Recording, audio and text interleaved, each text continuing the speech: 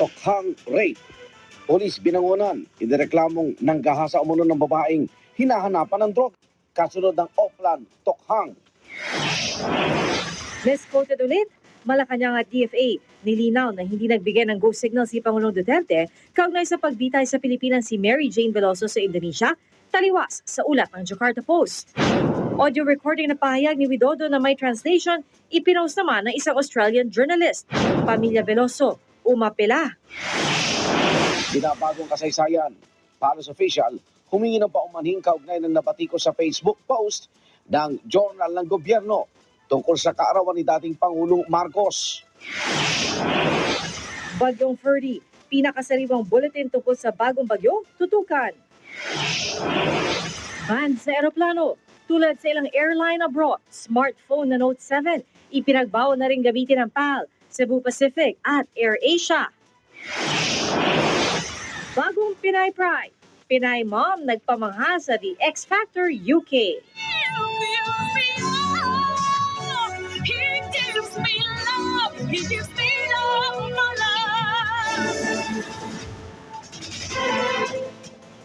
Yan po ang satellite image ng Typhoon Ferdy na nagbabantang maglandfall sa Batanes sa darating na Miyerkules. Super typhoon na ang turing dito ng Joint Typhoon Warning Center ng Amerika. Kanina umaga, nagtaas na ng public cyclone warning signal ang Pag-asa sa ilang lalawigan sa Luzon.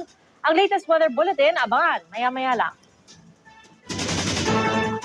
Nilinaw ng Malacanang at ng DFA na hindi nagbigay ng go signal si Pangulong Duterte kaugnay sa pagbitay sa Pilipinas si Mary Jane Veloso sa Indonesia. Taliwas sa ulat ng Jakarta Post. Sa gitna ng mga tanong kung nagkamali ba ang Indonesian media ng intindi, ipinost ng isang Australian journalist ang audio recording at translation ng pahayag ni Widodo. Saksi si Joseph Moro. Yes, sir. Well, I may just have to ask Widodo in a most respectful and a very, very courteous way. And if my pleadings will fall on deaf ears, I am ready to accept it. Yan ang pahayag ng Pangulo noon sa kung anong gagawin. Abangan mamaya paggamit ng Samsung Note 7 sa mga flight. Pinagbabawal na rin ng 3 airline company sa bansa.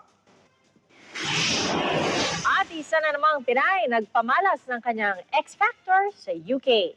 Sa pagbabalik ng Saksi!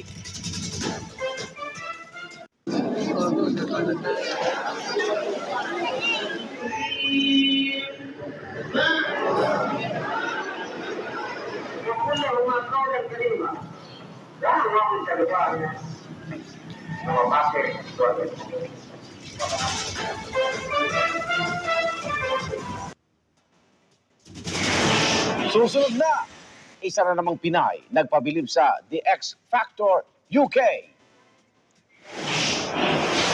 at ang pelikulang Pinoy na nanalo ng Golden Lion Award sa Venice Film Fest.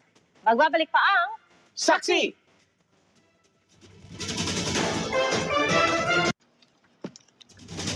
Good luck.